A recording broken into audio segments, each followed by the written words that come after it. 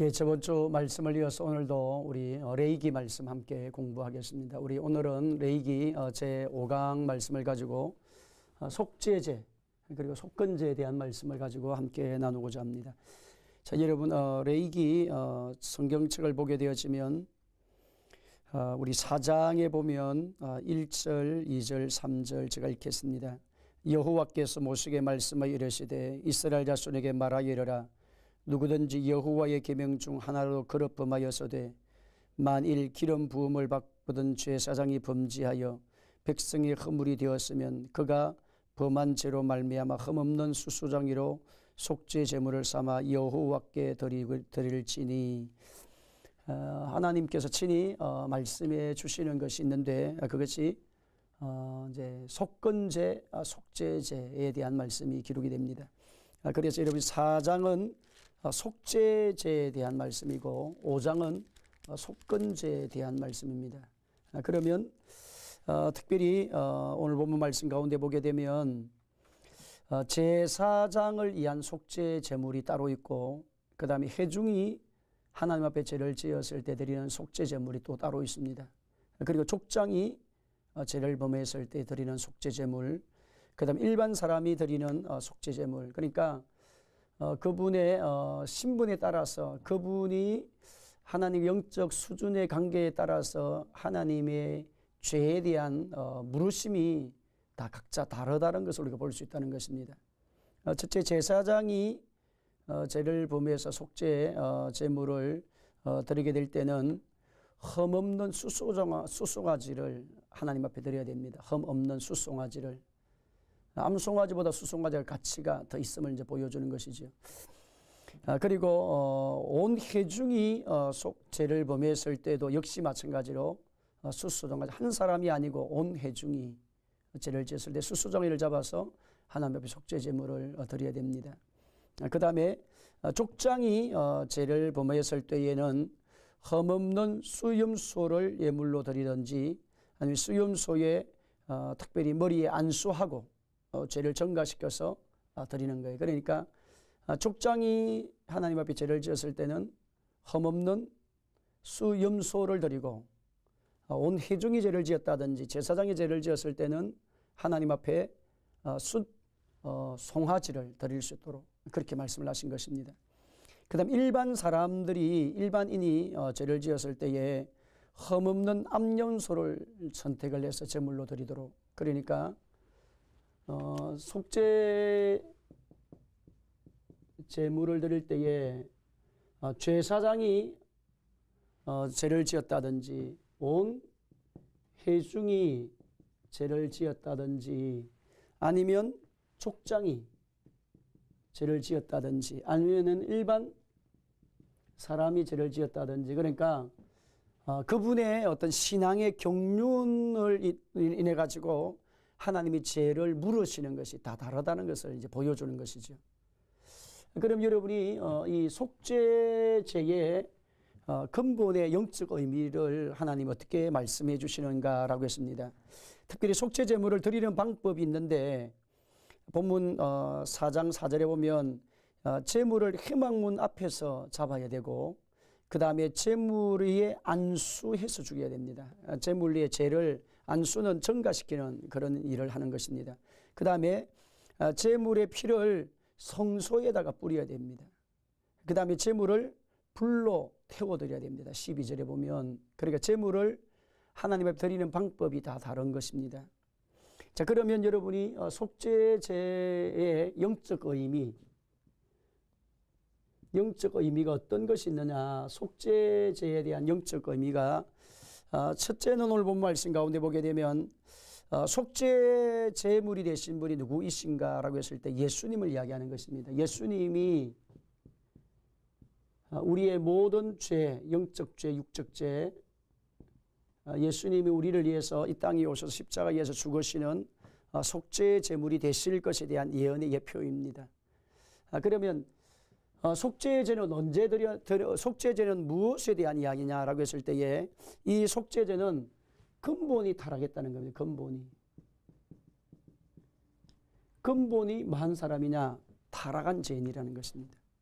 우리 인간의 자체가 하나님을 떠나면서부터, 아담과 하와가 하나님 떠나면서부터 로마서 3장 23절에 모든 사람이 죄를 범하였음에 하나님의 영광에 이르지 못하더니, 그러니까 모든 사람이 죄를 범하였음에 하나님의 영광에 이르지 못하는 그런 인생을 사는 자가 됐다는 거예요.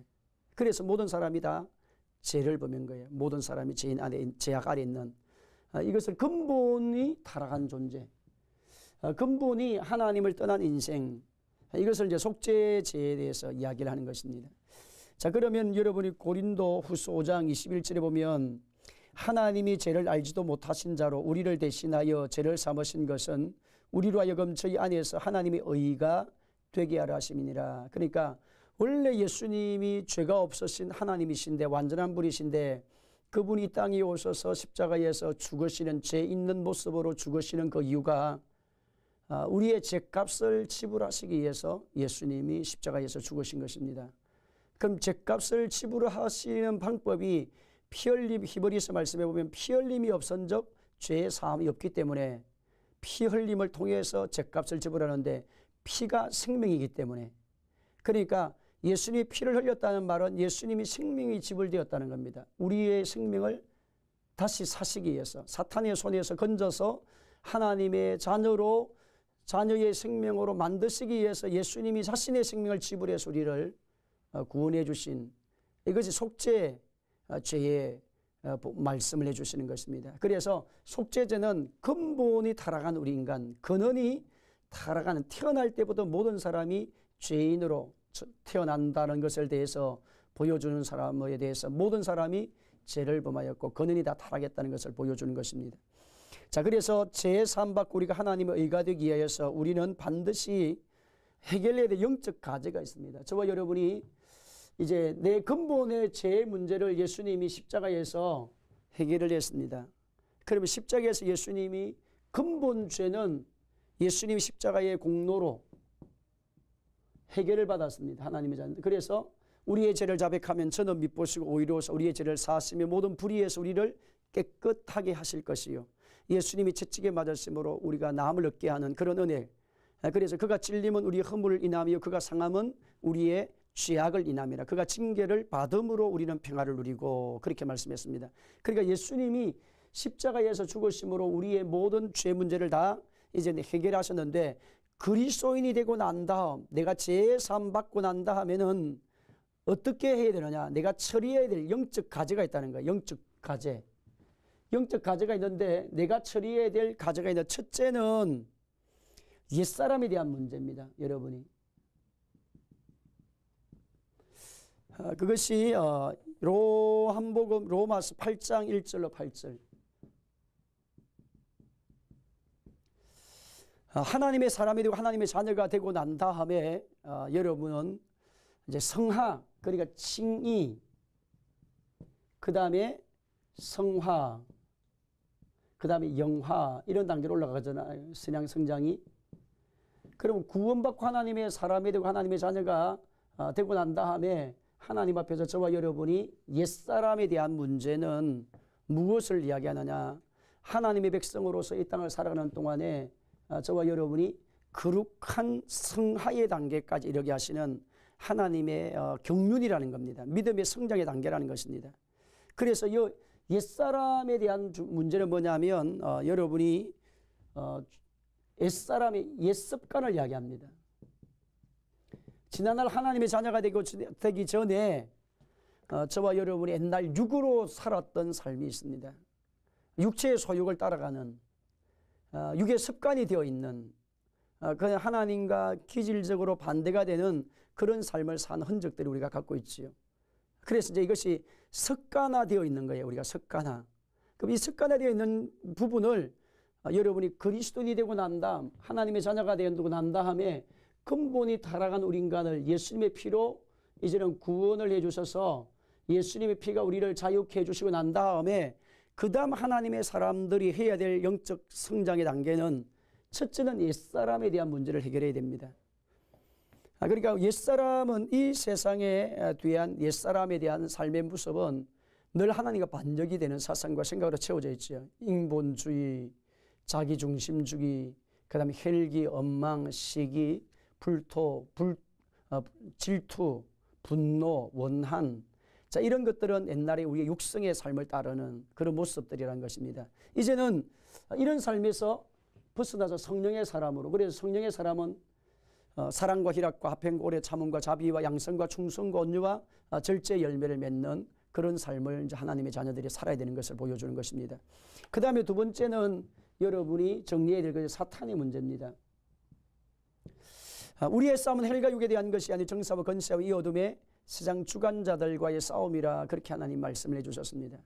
그래서 여러분이 히브리서 2장 14절의 말씀 가운데 보게 되면 죽음을 통하여 죽음의 세력을 잡은 자 마귀를 멸하시며, 그러니까 히브리서 2장 14절에 보면 죽음을 통하여 죽음의 세력을 잡은 자 마귀를 멸하시며, 그러니까 사탄이 잡은 것이 뭐냐면 죽음이라는 거예요. 죽음. 사탄이 잡은 것이 죽음인데 죽음은 무엇으로 왔느냐? 죄로부터 온 것이죠. 그래서 예수님이 이 땅에 오셔서 죽음의 세력을 잡은 자 마귀를 멸하시러 오신 분이 예수님이시다. 그러니까 여러분이 하나님의 자녀가 되고 하나님의 백성이 되고 나면 그 다음에 영적으로 싸워야 될 대상이 악한 영이라는 거예요.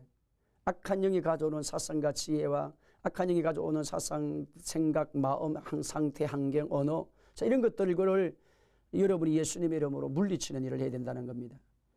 그러니까 하나님이 모세를 부르실 때에, 하나님께서 모세를 부르실 때에 모세가 가진 지팡이를 던졌을 때에 뱀이 되는 사건이 나왔어요.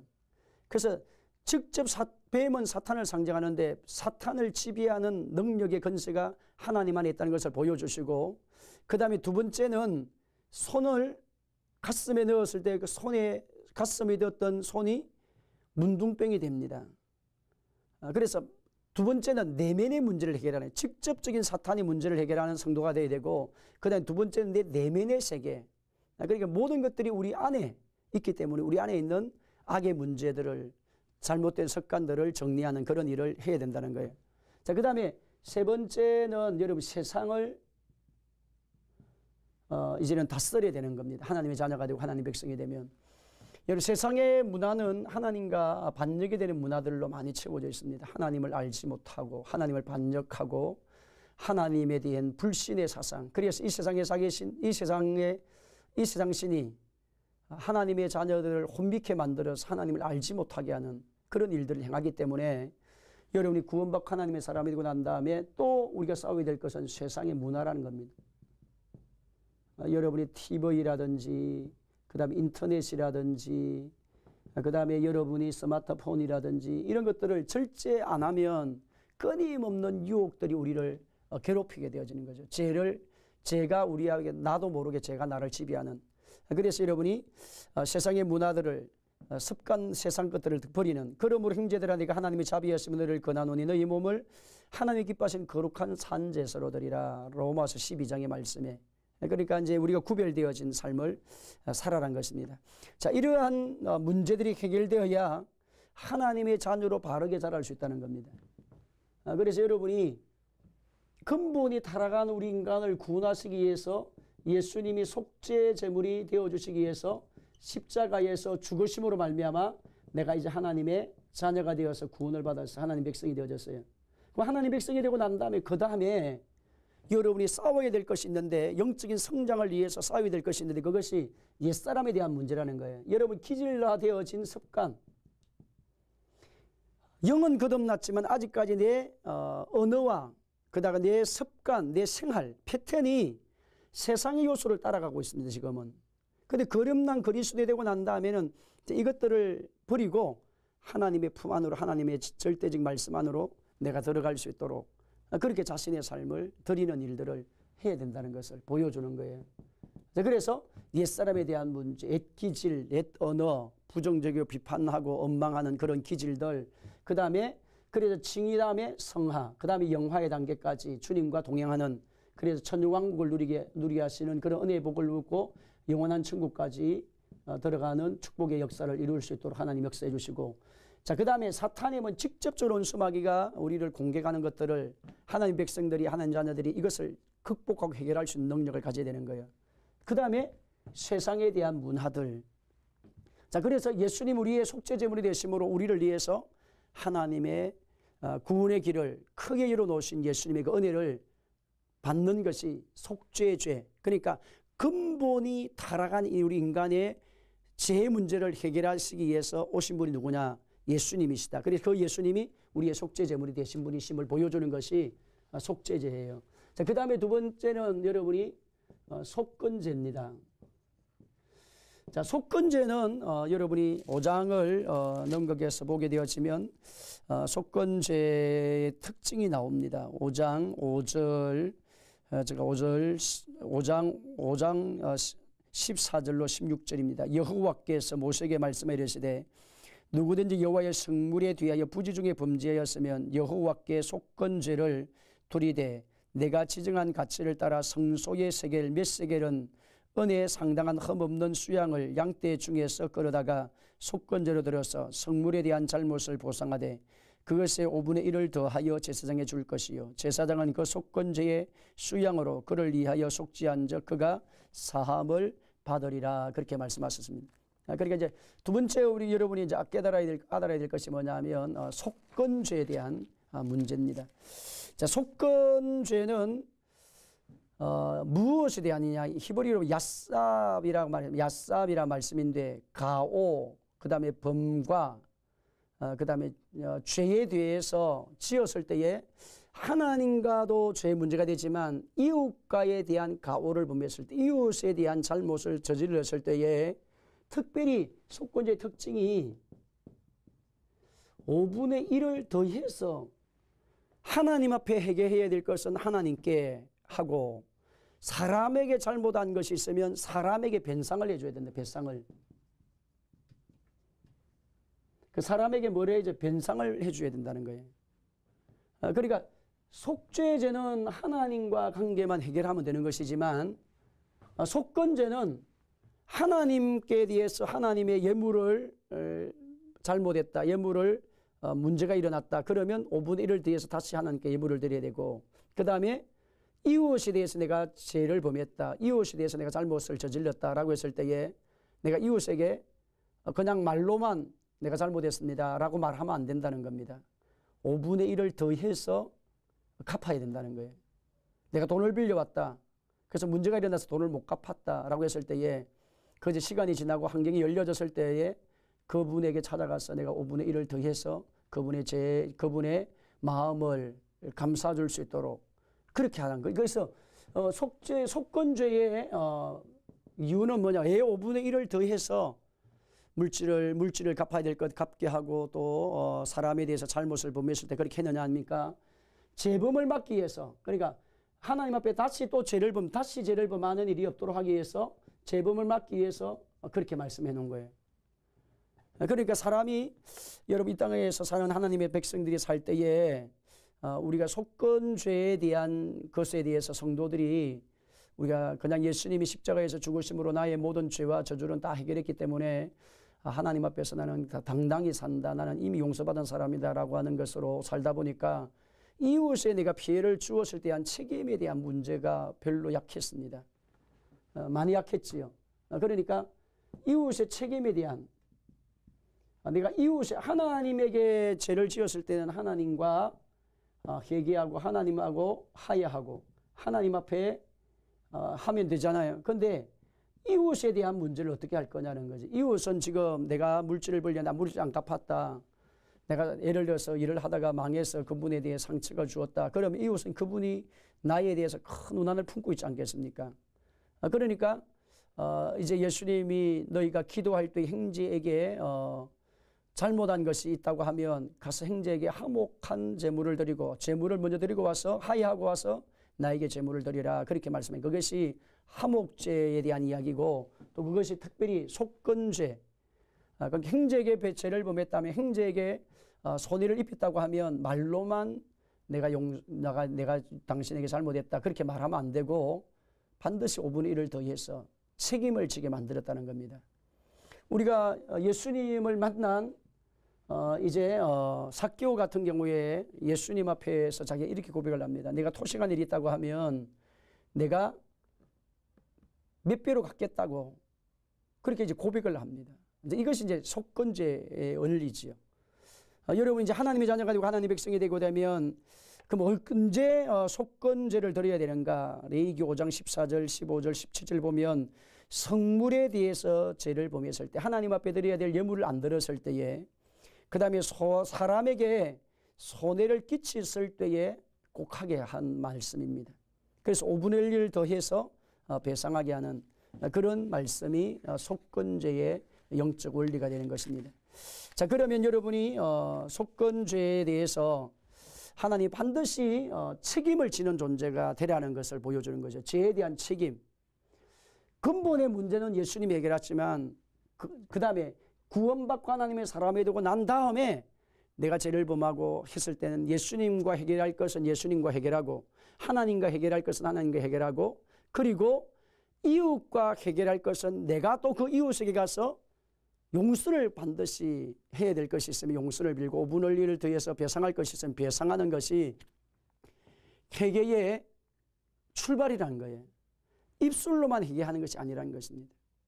자, 그러면 여러분 예수님이 이와 같은 은혜를 통해서 이것이 의무냐 아니지요. 예수님이 십자가에서 다 값을 지불했기 때문에 자원해서 여러분 자원해서 하나님 앞에 그렇게 사는 것이 신앙의 사람으로도 큰 유익이 되고 축복이 되지요. 자, 그럼 예수님이 우리의 속죄제와 속건제물이 되심으로 말미암아 하나님과 관계가 이제 열려졌습니다. 인생의 삶의 모든 문제가 다 열려졌습니다. 그래서 예수님이 십자가에서 대속제물이 되어주심으로 대순제물이 되어주심으로 저와 여러분이 누리는 축복이 어마어마하게 이제 열린 게 되지요. 땅의 것이 열리고 하늘의 것이 열리고 첫째는 저와 여러분이 죄 문제가 이제는 의인이 된 거죠. 죄인이 아니라 저와 여러분은 끝없는 그리스도인 하나님께서 보실 때 의롭다 인정한 하나님의 사람이 되신 것입니다. 그래서 여러분이 히브리서 9장에 보면 염소와 항소의 피로 하지 아니고 오직 자기의 피로 영원한 속죄를 이루사 예수님이 한번 속죄를 이룬 것은 영원한 속죄라는 겁니다. 영원한 속죄의 제물이 되심으로 모든 죄 문제를 다 해결하신 예수님. 자, 그 다음에 여러분 예수님이 되신 속죄제물, 속건제물이 되시고 속죄제물이 되심으로 말미암아 우리가 누리는 축복이 여러분이 이제 죽음이 부활로 바뀌는 축복입니다.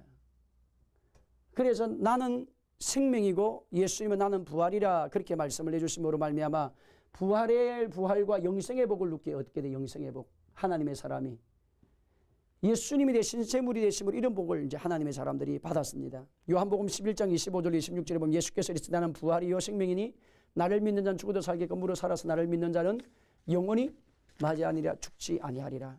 그래서 이제 예수님 우리의 속건제물이 되시고 속죄제물이 되심으로 말미암아 죄 문제가 해결되면서 저와 여러분 인생의 삶은 죽음은 생명으로 죄는 용서의 복으로 그 다음에 예수님이 십자가에 죽으심으로 질병은 건강으로 친히 나무에 달려 우리의 몸으로 친히 나무에 달려 그 몸으로 우리의 죄를 담당하셨으니 이는 우리를 죄에 대해 죽고 죄에 대해 살게 하심으로 말미암아 예수님이 채찍에 맞았으면 우리가 나음을 잊게 하시는 그래서 예수님의 그 십자가에 죽으시면 전인적 구원을 말합니다. 영혼이 구원받고 생활이 회복이 되고 그 다음에 내 육체의 질병도 해결되고 그래서 하나님의 사람은 여호와를 향하여서 나아가게 되었으면 영혼이 잘된 같이 육이 잘되고 강건케 되어진 하나님과 영적 관계가 회복이 되는 사람은 범사가 잘되고 강건케 되는 것은 하나님의 축복을 하나님이 주심을 말씀해 주는 것입니다. 그 다음에 저와 여러분이 예수님의 자녀가 되고 하나님의 자녀 가난이 이제는 부유로 바뀌게 된 거예요. 가난은 원래 예수님이 부유하신 자로 가난하게 됐으면 거의 가난으로 말며 너희로 부욕해 하라 하심이니라고 이제 고린도후서 8장 9절에 말씀하신 것입니다.